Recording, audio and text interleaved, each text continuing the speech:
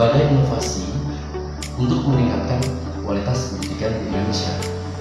Di antaranya dengan melakukan berbagai perbaikan dalam hal sistem pendidikan di Indonesia. Sebagai ujung tombak maupun mitra langsung daripada siswa, kita sebagai pendidik juga harus melakukan berbagai inovasi. Salah satunya inovasi yang akan kita lakukan yaitu inovasi dengan pembelajaran. Dalam kesempatan ini, saya selaku pengajar Bahasa Indonesia di SMA Negeri 1 Tambakboyo akan memeragakan bagaimana inovasi pembelajaran di SMA Negeri 1 Tambakboyo, terutama dalam bidang mata pelajaran Bahasa Indonesia. Inovasi pembelajaran yang akan saya lakukan yaitu Discovery Learning. Pada metode pembelajaran Discovery Learning, nantinya kita akan ada beberapa fase. Fase yang pertama yaitu fase stimulasi. Kemudian fase selanjutnya identifikasi masalah. Fase selanjutnya yaitu pengumpulan data.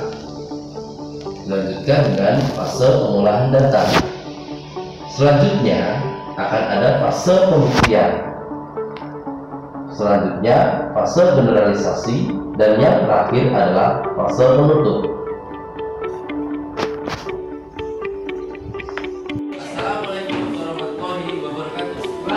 Fase yang pertama adalah fase stimulus.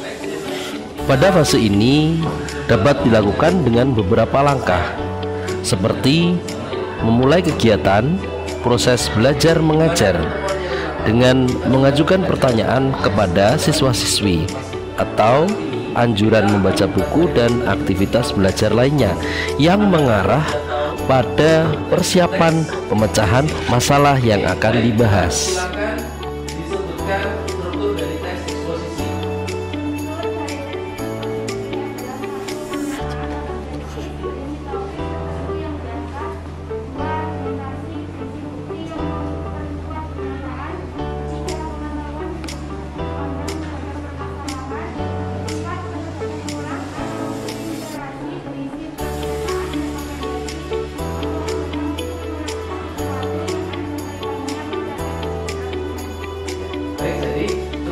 Teks eksposisi yaitu yang pertama adalah tesis, kemudian argumen, kemudian pengetahuan dan penegasan ulang.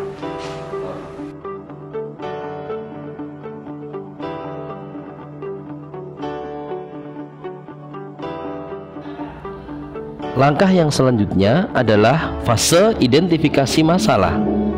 Setelah langkah pertama berhasil, maka dilanjutkan dengan memberikan kesempatan kepada siswa untuk mengidentifikasi sebanyak mungkin agenda masalah yang memiliki kaitan erat dengan bahan pelajaran.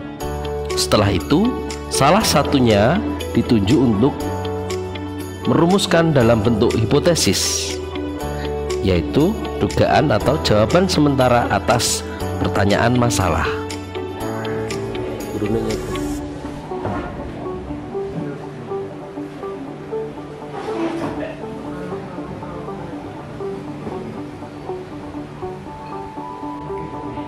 nyeting.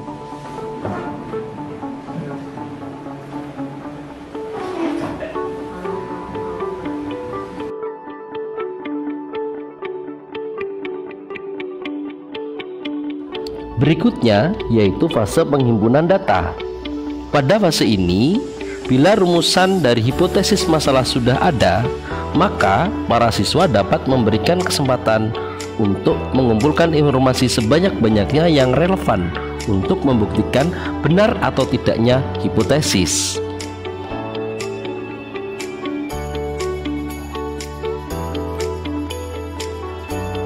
Selanjutnya yaitu fase pengolahan data. Jika data sudah dihimpun, maka kegiatan selanjutnya adalah memasukkan dalam bank data untuk diolah dan dilakukan validasi dengan wawancara, observasi, baru kemudian ada tafsiran berdasarkan temuan data tersebut.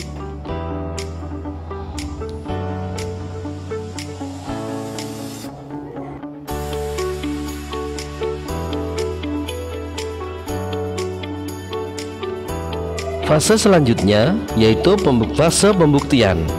Hasil tafsir dari data yang sudah dianggap valid harus dilakukan pemeriksaan secara cermat. Ini dilakukan untuk membuktikan benar atau tidaknya hipotesis, dihubungkan dengan proses hasil data yang kemudian nanti dituangkan ke dalam teks eksposisi pada bagian argumentasi sampai dengan pengetahuan.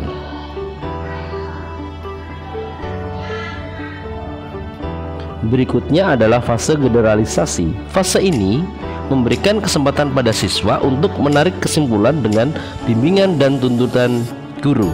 Tuntunan tersebut dapat menjadi hasil yang dipresentasikan untuk mendapatkan suatu gambaran umum atau jawaban atas persoalan yang dihadapi dan disetujui oleh setiap kelompok. Dalam fase generalisasi, penerapan pada teks eksposisi yaitu diberikan pada saat siswa mempresentasikan teks eksposisi hasil dari karyanya di depan kelas yang nanti akan dibahas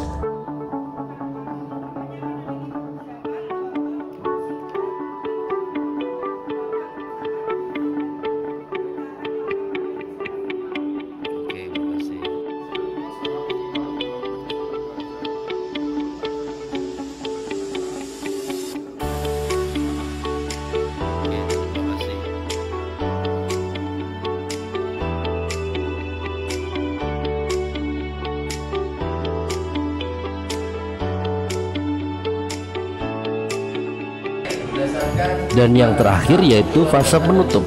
Fase ini adalah proses terakhir yang berisi ulasan kembali materi tentang teks eksposisi yang dipelajari bersama-sama oleh siswa dan memberikan koreksi jika diperlukan serta rekomendasi dari proses pembelajaran dari teks eksposisi yang dipelajari dalam pelajaran ini. Metode pembelajaran ini sangat bermanfaat bagi kalian.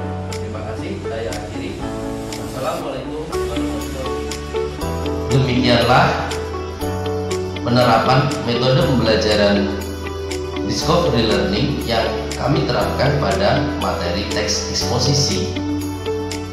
Dan kurang lebihnya mohon maaf, saya akhiri. Wassalamualaikum warahmatullahi wabarakatuh. Salam pendidikan.